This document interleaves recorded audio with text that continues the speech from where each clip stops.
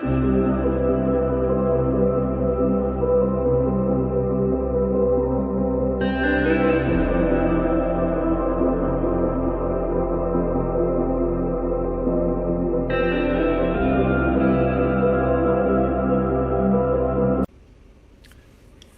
hey, good evening. Welcome back to my little gardening show.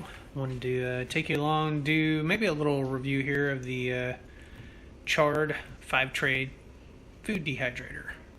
I'm going to use it to try to dehydrate some cherry tomatoes that we've got. So let me show you what this thing's about. So we got this actually, I think about 2 years ago. So I had a real cheapy one, and then my dad ended up getting this one, kind of upgraded us. I don't know how much he spent, but it's kind of like the next step up. But it's pretty nice. It's got 5 trays. And you know, let's just take these off so you can see it.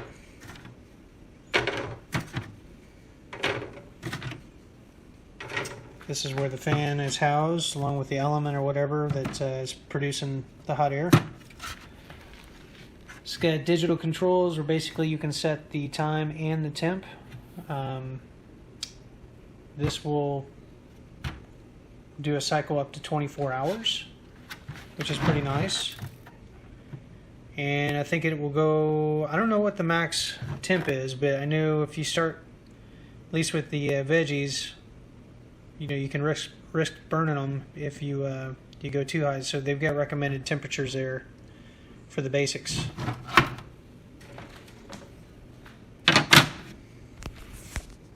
But the thing works pretty well. We did our hot peppers in this machine last week. I made some pepper flakes. It's kind of the results from this past week, doing about 3 trays of hot peppers and then grinding them up to make a little spice blend there. But we've got an assortment of cherry tomatoes here. Most of these are black cherry. We got another kind, it's called Rosella. That's very similar, but they're smaller. And then we've got some Chadwick cherries that are in there. I need to go through this bunch here though, because there's probably some bad ones in there, just judging by the fruit flies. So we got our work cut out for us. All right, so we're slicing up our cherry tomatoes. I've got some Chadwick cherries that we're doing right now. And I'm going to kind of arrange these by size, because I suspect the smaller tomatoes, like the Rosellas, are going to dry faster than these larger ones that have more of a seed cavity to them.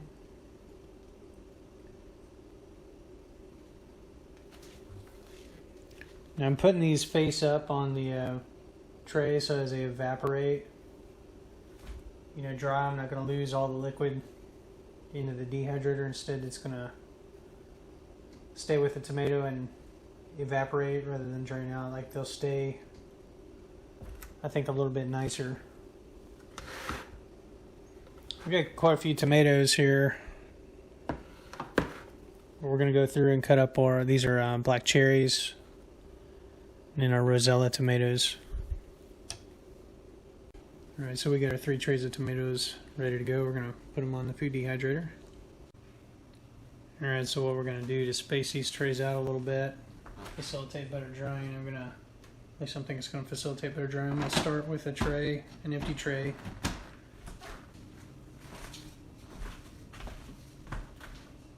We'll go ahead and throw in another empty tray. And then put our bigger one since heat rises.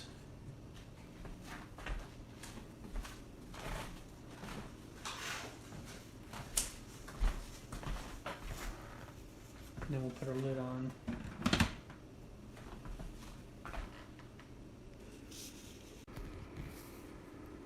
Now the instructions here say that I should set this at 131 to 140 degrees Fahrenheit, since tomatoes are technically a fruit.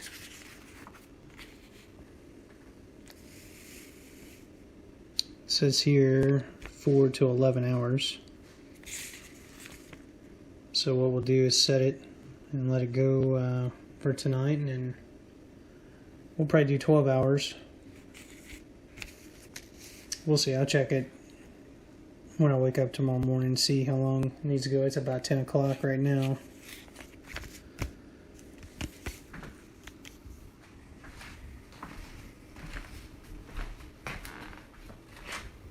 So there's the controls, pretty easy. You just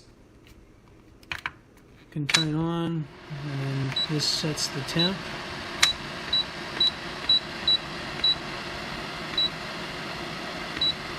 We're going to go ahead and go 140, and the time, we're going to go ahead and set 12 hours. I kind of shut it off earlier than that. And that's it. We'll let that go.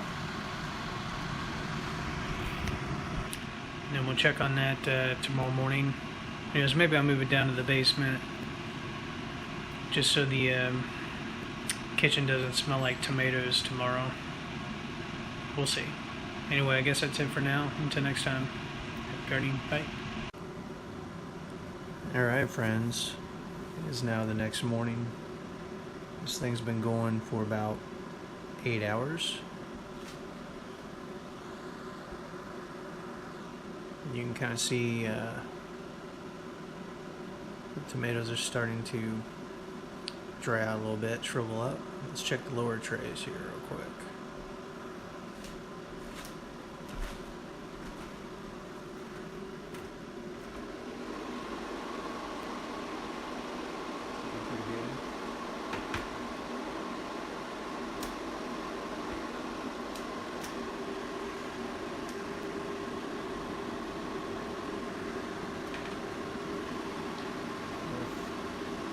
These trays around a little bit.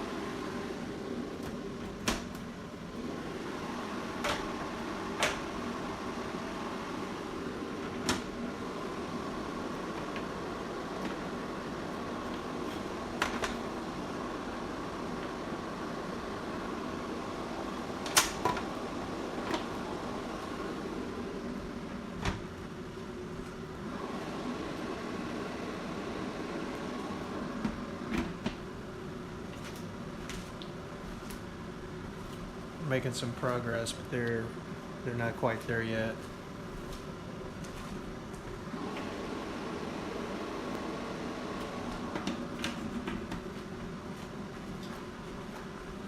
You know, so like these larger ones, there's still quite a bit of moisture in there.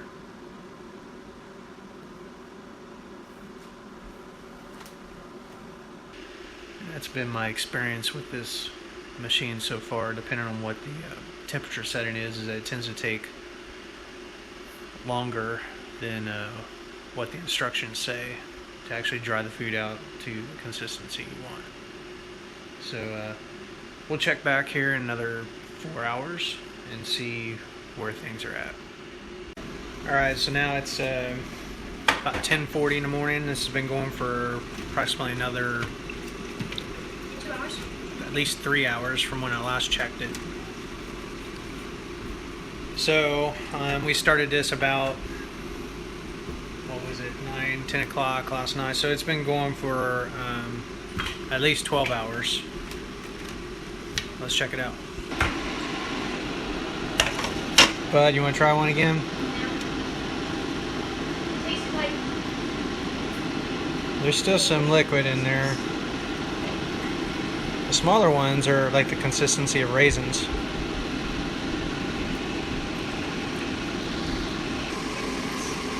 Smaller ones are actually pretty good.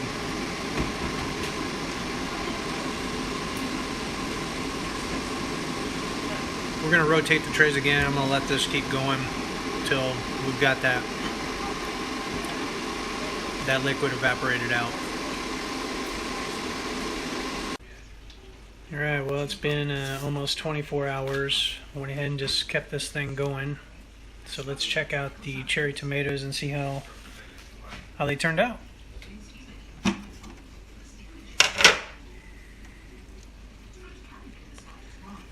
Pretty good.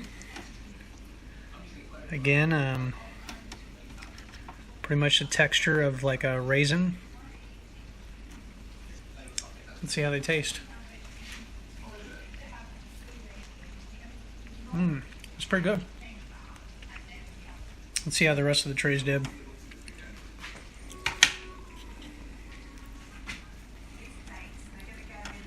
pretty much the same texture. And we had an empty tray. These are larger ones. The Chadwick cherries.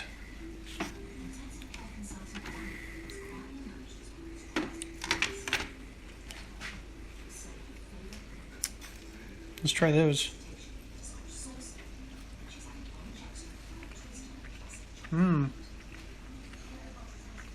That's pretty good too.